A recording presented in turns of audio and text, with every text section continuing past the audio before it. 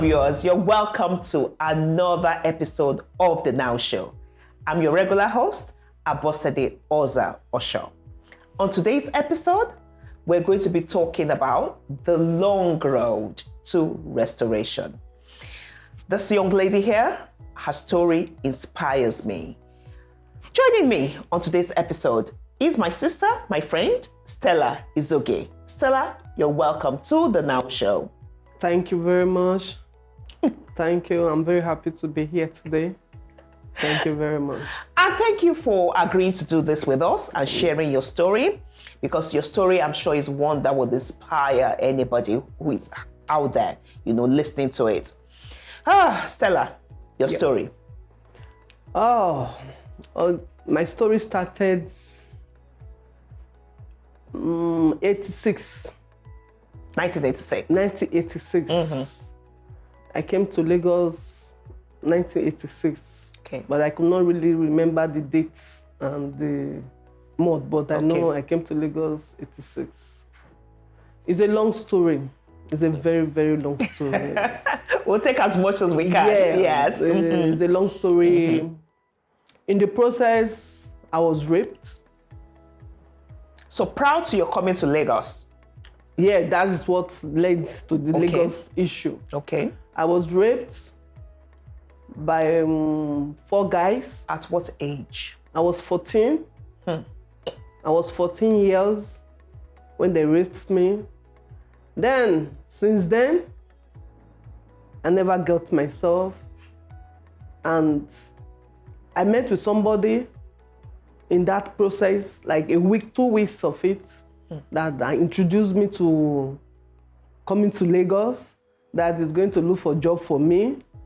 And I said, okay, because of the situation I find myself in that period, because my father, my mom were not together, that is what led to everything. Because I was going to ask that question, that what exactly led to you picking up at 14 to say you want to come to Lagos? I mean, no parent would sit down and watch their child say they want to just come off by themselves to a town or a city that they don't know. So you're saying now that your parents were separated? Yeah, then. Okay. Then I met with somebody, I did not know her, that brought me to Lagos. She just told me that she is bringing me to Lagos for a job, of which I quite accept that, okay, let's come. Because before they coming to Lagos, a friend of mine led me into somebody's house I didn't know. Then I was raped, in my street there with a guy. He said I should not say it out. If I should say it out, that this, that. Then after then, I met with these 4 guys. I would just walk into their hand. They did the same thing. I was somehow confused. So now 2 times raped? Yes, 2 times raped, and I was somehow confused. I was a little beautiful girl then. You're still beautiful. Thank you for your compliments. Yes. I said, okay. Then I was a little bit confused. That day, I just went to Ring Road to buy something for my dad. Then I met with this girl that said, will you come to Lagos? I said, yes, of course. I normally go with my grandmother to my auntie's place in Allen. Then I said, you are not going to that place, so you are going somewhere else. But this is a job. Of which I agree, and I follow her to come to Lagos. Getting to Lagos, it wasn't what he told me that I found.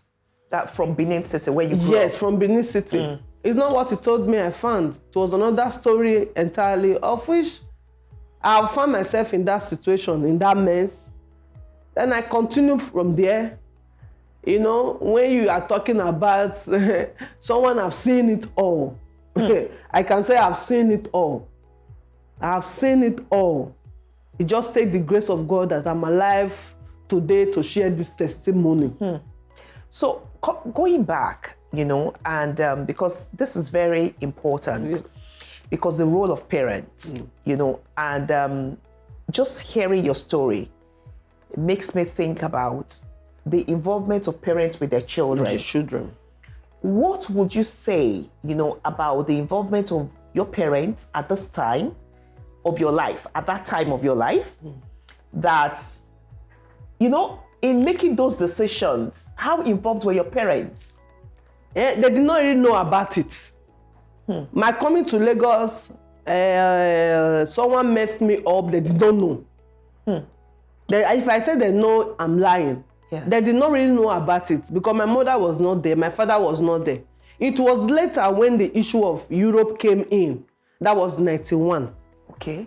So you were lured to Lagos in 1986? 86. Under the pretext that yes, they wanted to give you they work. give me a job. Okay. And on getting to Lagos, I you now end up in realized streets that, again. you know, the work was not a work per se. Yes. So you ended up on the streets. On the streets. And on the streets, you got exposed to Different all kind of manner of things. things. Yes. All manner of things. Yes. From, can you mention some of these things? From I was selling myself for money, drinking, smoking, going to club. You know, it wasn't my destiny, but I find myself in that way. But glory be to God today.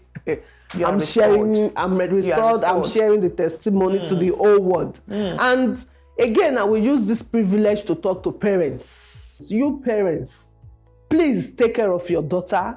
Even the boys, they can still molest them. I've seen a case that even I'm handling now at hand, that a father disvirgin his son of 7 years. a father and a son. A father and a son. Wow. You know, because when God saved me, 2010, He brought me out from the pits. He brought me out from the pits and He brought me to His own palace. And in that area that the devil turned me upside down, that is where God restored me. Okay. And most of the girl that is in the hotel is the kind of issue that I've passed through. Then I normally consult them, someone I've passed there before. No, you should come out of the place. And I've sent a lot of people back to their parents. A lot of people have left their hotels to go to somewhere better than where they are. So, and in you being restored, you have helped other people. Yes, even to tomorrow. Find restoration as well. Yes, ma'am. Yes, which is ma'am. what all of this is about. Yes, ma'am. Okay. God restored me for a purpose. Okay.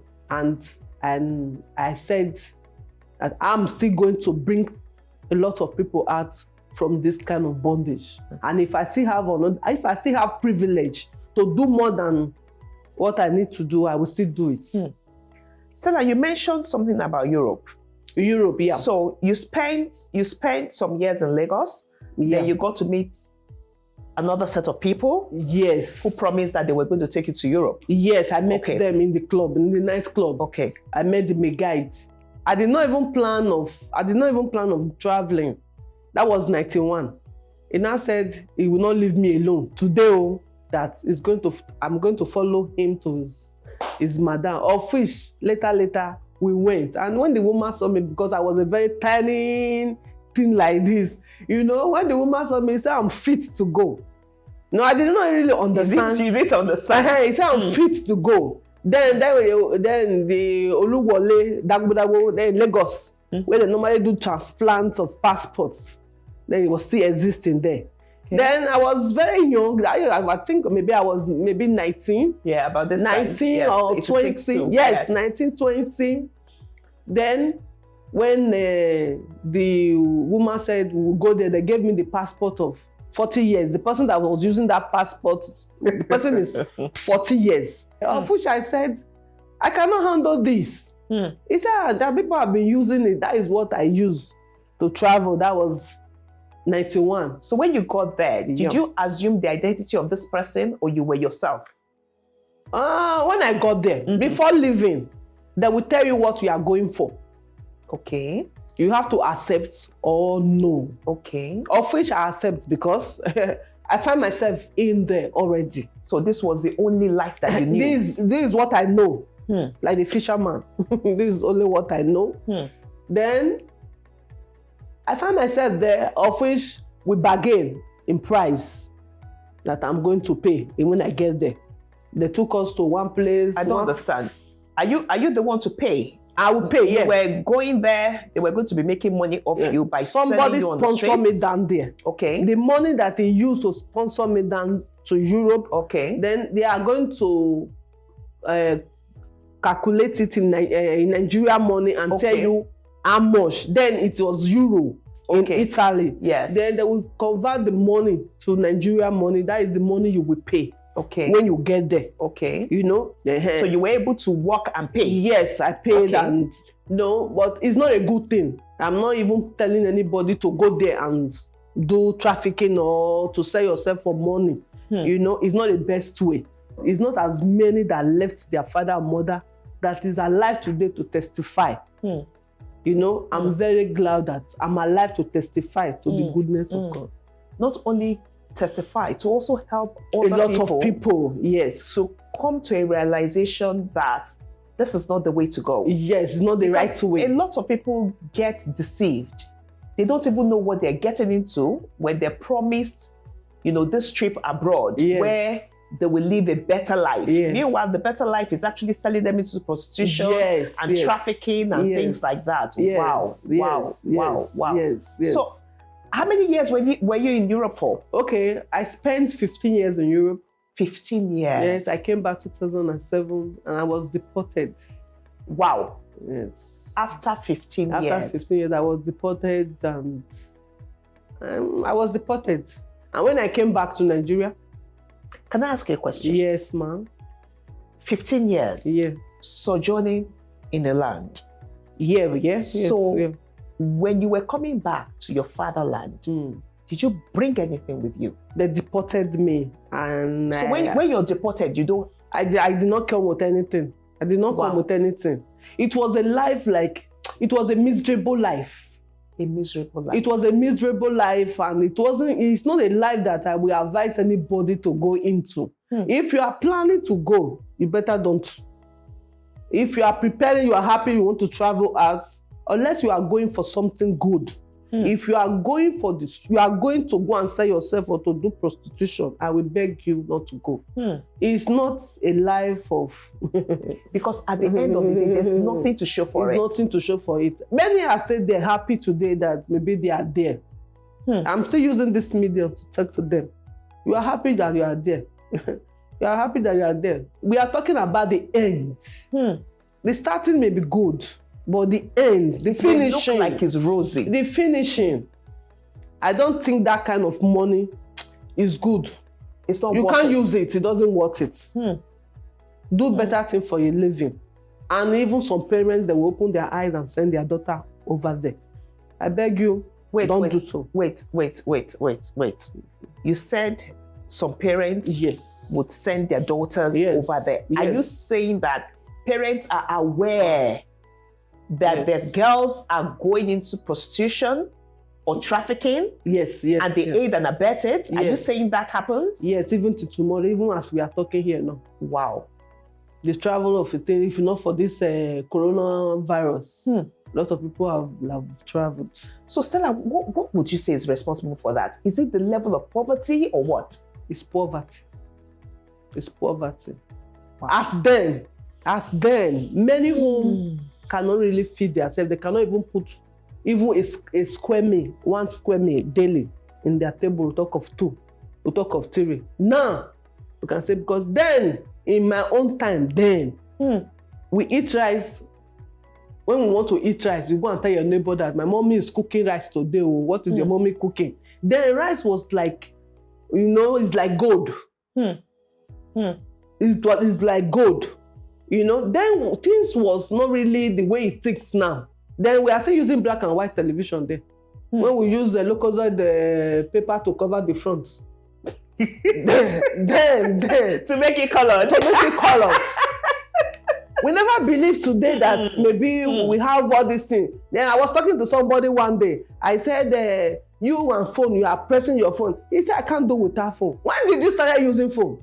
When you started using phone, it's not 2002 that Ambassador Abi helped Nigeria. I was in Europe then. When you say you can't do without phone, when we are using black and white. Now you say if you want to watch colored television, you say you can't watch black and white television. That is where we started from. That's where we started from. Yeah. And we were very happy, and Nigeria was peaceful then. You know, and this prostitution of a thing was not really the way it is now. Now, a father can go and borrow money to send his daughter to Europe. Mother can go and borrow money to send his son to Europe. The way you are seeing men, you are seeing women. So it's a lucrative business for them. Yes. Wow. Yes. I'm just appealing to every one of you that is listening to me. I'm begging every one of you, please quit from it. It's not the best. Many have gone. Maybe you need to tell them some of the dangers associated with this thing over there. Yes. Okay. A lot of people in the process of this buying and selling business. They call it buying and selling. Yes, buying and selling. If you don't want to use it prostitution, you use it buying and selling. In the process of buying and selling. This is what I told God, that I will announce it all over the world. And this is what I'm doing. God saved me, and I would like to save other people. And if I'm capable, I will still go to that Europe and bring people back home. Wow, amazing. Yes. Amazing. Yeah, I can do that. Yes, I've made a vow that this is what I will do. It's so interesting to hear you say because that. A lot of people are dying. Every day people are dying of disease, different type of disease. Because the kind of person that you want to go and sleep with, you don't know what is carrying. And now, in my own time, they were not rich, there were not all this money doubler. There were not all these ritualists. But they were ritualists, but they don't really come out. They did not really come out, like they don't have time for the prostitute. You know, they use their part of body to do money. But now, they are after the women. They are after even their parents or their father. Everybody want to make this money. Vanity upon vanity. Where are we taking it to? So the danger of ritualists is there now? It's there now. I know about a girl in Ikeja. A pretty girl. I have tried all my best to seek this girl out from the hotel. He will say tomorrow, next tomorrow. Anytime I go there, he say, take me to that boutique, go and buy me this one, go and buy me this one. Yes, because the man that led me to Christ 2010, he did more than that for me before he won my soul. Okay, so you're saying now that if you want to help somebody, it's not just by talking to them. No. You must be relevant to them, economically. Yes. Financially. It's not easy. You can't use another hand to say, bet me. What do you mean by that? You can't use another hand to say, bet me. You know, you cannot go there empty. Because you can see someone that is saying that I'm willing to follow you today. Are you capable to take me? So you must always think about empowering them and what they're going to do after. Yes, because definitely you're taking somebody off the streets. They've always known the streets. Is from the streets they make their living. Yes. And you want to take them off that street. So you prepare. Yes. That is what the man that God used for me in 2010. He did everything. He changed my wardrobe. So leaving the street was easy for you? Yes, it was very easy. The man is not here today, Reverend B.C. Okoro, wherever you are today. I say, may God bless you and your family. If not for you, I don't know where the devil will have kept me. God bless you, sir. I love you. I love you, sir. God bless you, sir. God bless you, sir. That is the man God used. When I was drinking, smoking, I was thinking that was the best. I was almost half naked in the streets. I never knew something good would come out from me today. You never knew something. I never knew. I was just thinking, is that life? That was that life. Sometimes I look at myself, I'm beautiful. What is happening? But I could not. I'm tired of drinking. I could not stop the cup. I'm tired of smoking. I could not drop that cup. But one day, I dropped it.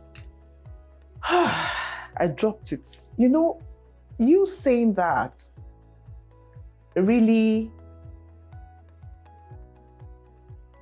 goes deep, because what you're saying is that it's not everyone you see out there who really wants to continue that life. No. So there's a point that you get to, you want to stop the drinking, you want to stop the smoking, you want to stop the hawking of your body, but because that is the life you've always known, you just find yourself keep going back to it. Yes. Wow. Yes. Wow. Yes. And a lot of people I know, they are still dirty tomorrow. But the money they are billing me is too much. Me, I cannot afford it. If I can give them this money, they will leave the boutique, they will leave the hotel. So they ask for money? Yes, they ask for money to go and do something tangible. Of course, somebody wants to do something. Then I don't want to live there and go back home. You understand? Or start begging after all sort I've done. Then yes, they have to start something doing. You know, and you empower them. You know, there are a lot of them that want to go. They are tired, but they don't have the means of coming out from there. They don't have the source, you know, to cope. They don't even have anything to live. You know, why some that just enter about 3 months, 5 months, 6 months, if you tell them, use yourself to give an example to them, they will scare. Okay. They will not so at that time, when they're still young in it, yes, they get easily afraid. Yes, they get easily afraid. If you say they will use it for ritual, you better live there. I've used that one to confuse them about 4 people. They are Calabar girls. They just came in group. You know, beautiful girls. And I say, there is HIV. If you carry it, that you don't have cure. Then you cannot do anything again. He said, is it true? I said, yes, it's true. Then I said, okay, if I can look for money for them, then I have to rally around and meet pastors here and there. Then I support me and I gave to them. Then I left.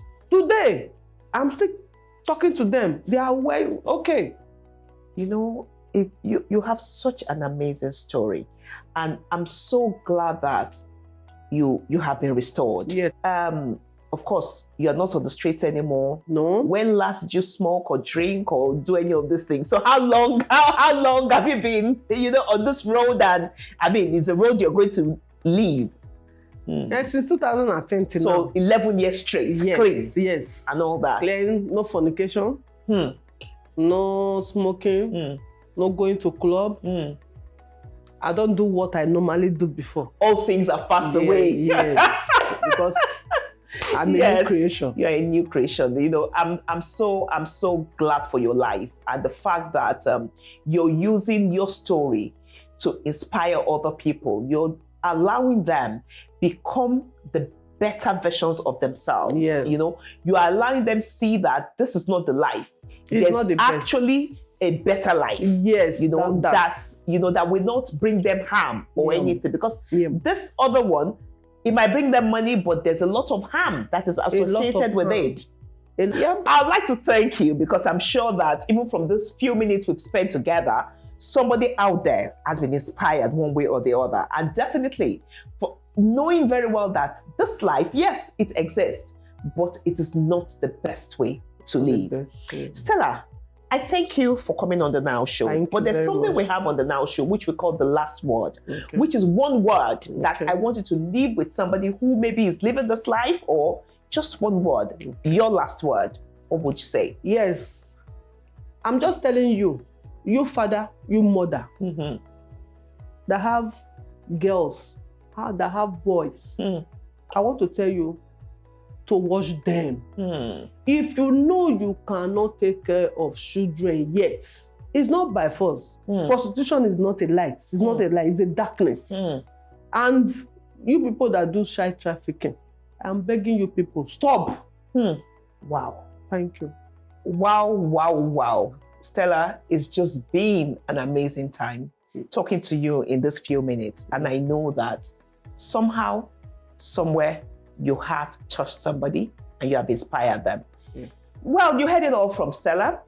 May we not go on a journey where we do not record good successes. So until we come your way again on the Now Show, your regular host, Abosede Oza Osho, signing off with Stella Izoge. Stella. Thank you very much.